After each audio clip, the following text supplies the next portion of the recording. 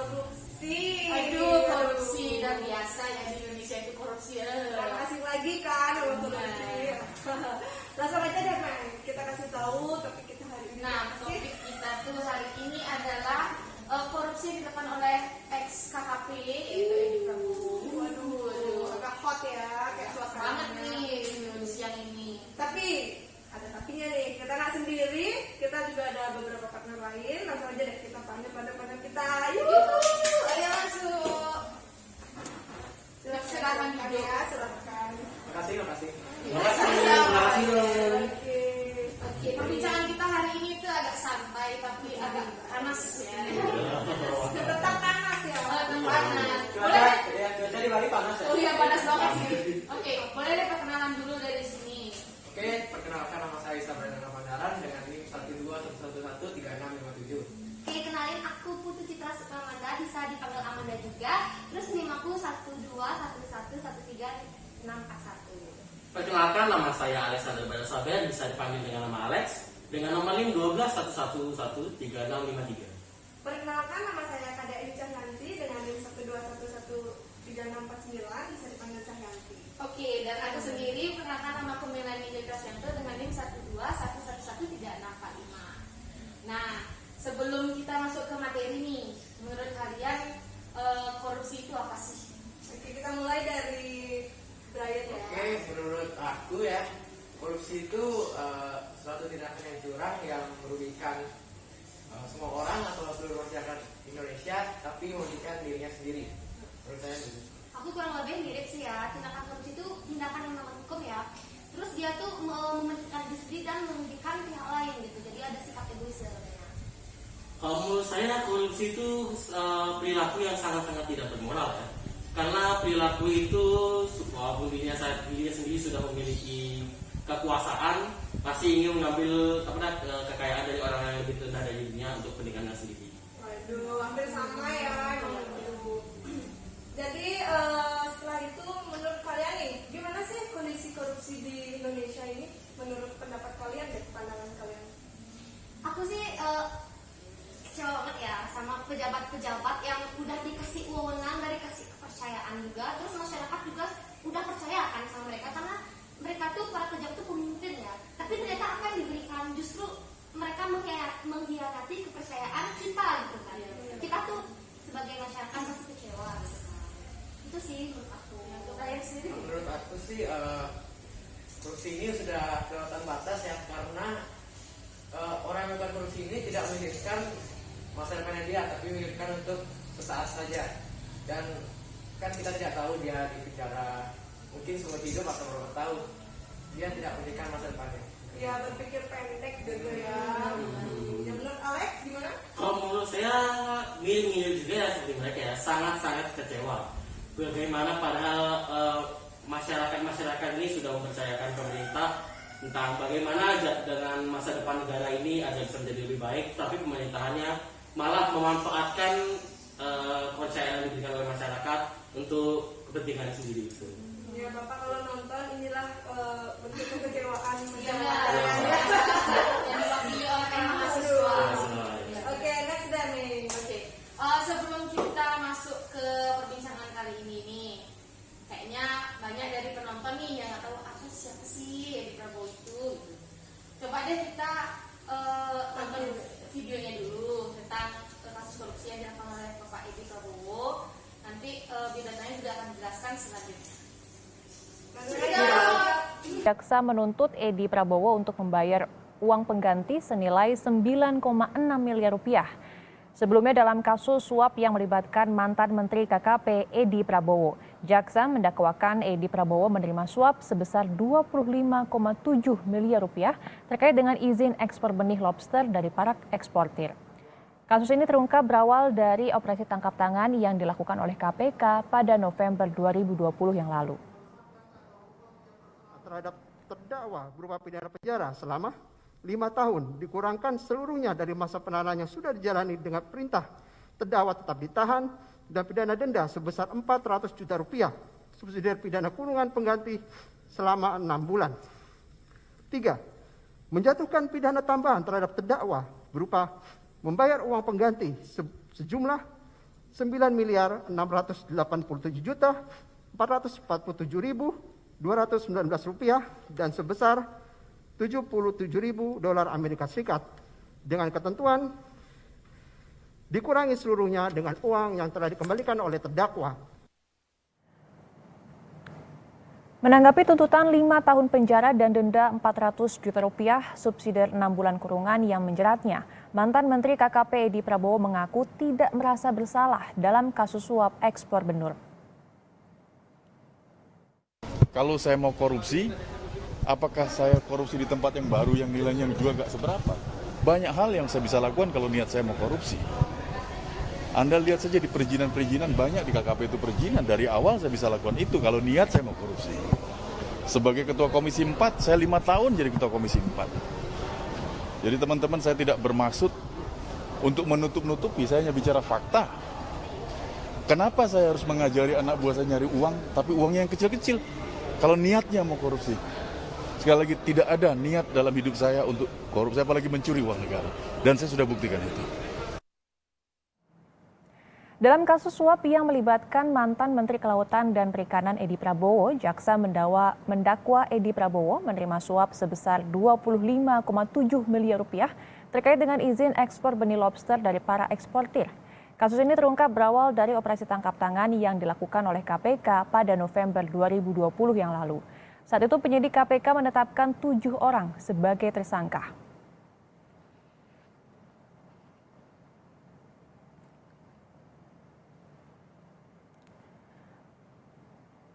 Oke, jadi sebelum itu langsung aja aku bacain ya sedikit biodata tentang Pak Edi Prabowo. Jadi Pak Edi Prabowo itu lahir pada tanggal 24 Desember pada tahun 1972. Adalah seorang politikus Indonesia yang berasal dari Partai Gerakan Indonesia Raya atau Partai Gerindra. Nah, Pak Edi sendiri ini pernah menjabat sebagai Menteri Kelautan dan Perikanan Indonesia di Kabinet Indonesia Maju pemerintahan Presiden Joko Widodo serta wakilnya yaitu Ma'ruf Amin sejak tanggal 23 Oktober pada tahun 2019 hingga pengunduran dirinya pada tanggal 25 November tahun 2020. Nah, selain itu, Pak Edi juga pernah menjabat sebagai Ketua Komisi 5 DPR RI dan Ketua Fraksi Gerindra di MPR RI periode 2014 sampai dengan tahun 2019. Nah, itu sedikit mengenai biodata Pak Edi Prabowo. Langsung dilanjutin nih, Mei, pertanyaannya. Kita lanjut ke pertanyaan nih untuk para partner kita. Pertanyaan pertama, bagaimana sih pendapat kalian tentang cuplikan video yang tadi dari tayang ini? Menurut aku ya, gak habis pikir aja, masa pejabat tinggi negara yang sudah dipercaya oleh orang melakukan tindak korupsi yang dapat memutuskan kepercayaan masyarakat kepada dia. Oke, untuk Amanda gimana? Kurang lebih mirip ya sama Brian. Aku kayak nggak habis pikir aja dia nggak sadar kalau dia itu korupsi gitu loh. Mungkin dia kurang pendidikan kali ya. Gelarnya kayak Maaf ya Pak, tapi kita emang berpikir kok Bapak nggak merasa bersalah gitu. Itu aja sih kayak heran gitu sih. Menurut saya tuh kok bisa gitu loh. Kok bisa padahal dia tuh sendiri gimana ya? Kok bisa sampai padahal dia sudah sampai menerima uang dari mana-mana tuh tidak tahu kalau itu korupsi. Padahal kalau misalnya orang itu sekolah pasti tahu kalau itu tuh pada korupsi. Orang ini gimana maksudnya? Oh, saya tidak tahu bahwa ini korupsi. Maksudnya apa? Jangan emosi. sampai yang hukum halam lah ya, hukum alam gitu. Itu kayak setiap pejabat ya rata-rata kayak gitu ya, bukan Pak Edi aja nih, tapi ya Yang lain-lain juga ngikut ya. Ikut setiap pejabat ya hukum alam. Oke, jadi itu ya tanggapan kalian. Terus selanjutnya adalah menurut kalian pribadi tindakan yang dilakukan oleh tersangka ini benar apa enggak?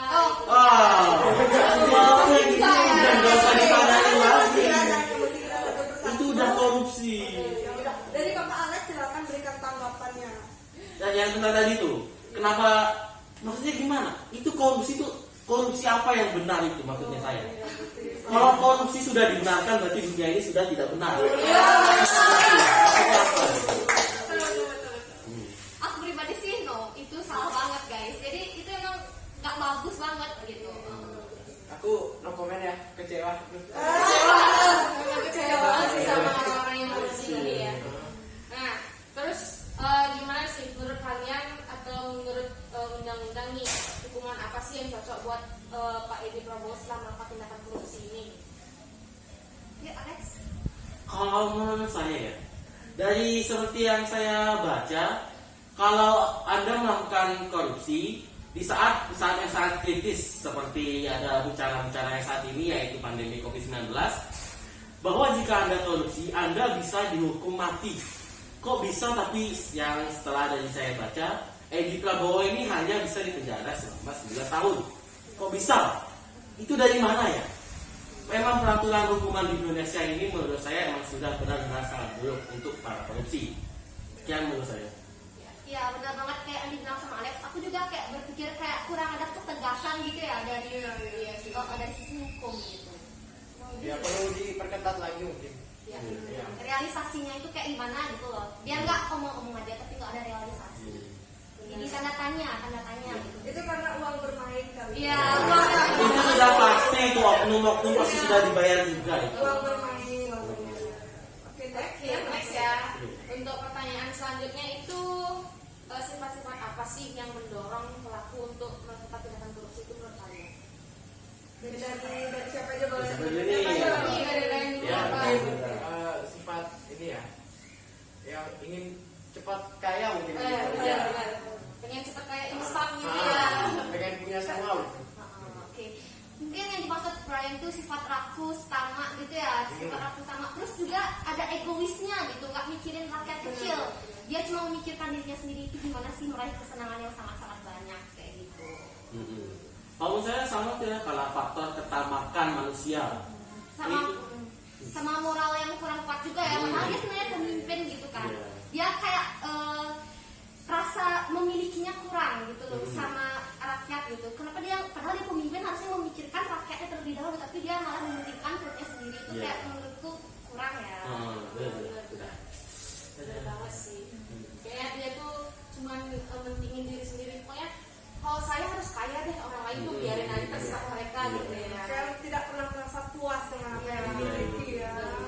Kurang bersyukur ya. Ya. Benar. Itu kurang Kan bersyukur. ada syukuri apaan. Tapi dia malah tidak bersyukur. Itu apa ya? Oke, lanjut deh ke pertanyaan terakhir. Menurut kalian tuh tindakan dari pelaku ini apakah berdampak untuk orang lain ataupun untuk lingkungan gitu? Iya, berdampak banget. Pasti sangat berdampak. Pertama itu bakal berdampak ke masyarakat yang ada di bidang perikanan ya menurutku ya. Jadi masyarakat tuh udah percaya karena dia menteri ini kan kelautan ya. Udah percaya tapi ya malah digituin kan jadinya ini apa sih pemimpinku aja kayak gini aku harus percaya sama siapa kan gitu ya. Tercemar. Tercemar baiknya. Terus selain itu dampaknya juga ke partai yang dia ikuti gitu kan. Jadi dia partainya juga tercoreng lah kayak ada dampaknya gitu. Kehilangan kepercayaan. Ya, kehilangannya kepercayaan masyarakat kepada partai tersebut seperti yang tadi setelah dibilang oleh. Oke, karena beberapa pertanyaan tentang Pak Edi sudah selesai, gimana kalau kita main games nih? Sedikit games supaya makin seru, makin panas ya. Iya. Game apa nih? Ayo, Cahyati. Ini kalian sama sih kayak ngasih pendapat ya, dan aku kasih kalian pertanyaan. Jadi kalian bisa jawab bebas nih, oke? Jadi, langsung mulai nih ya. Langsung.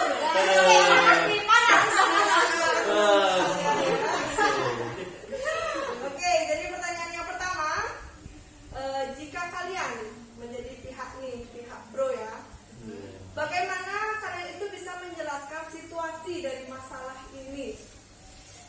Kalau aku sih gini ya, aku udah bekerja nih ya sebagai menteri gitu kan. Kalau aku udah bekerja keras terus tiba-tiba ada yang ngasih hadiah, kenapa nggak aku terima? Pengen. Siapa kau nolak gitu kan, tergiur gitu. Soalnya kita sebagai manusia itu senang sampai gratis-gratisan. Terus juga Benar.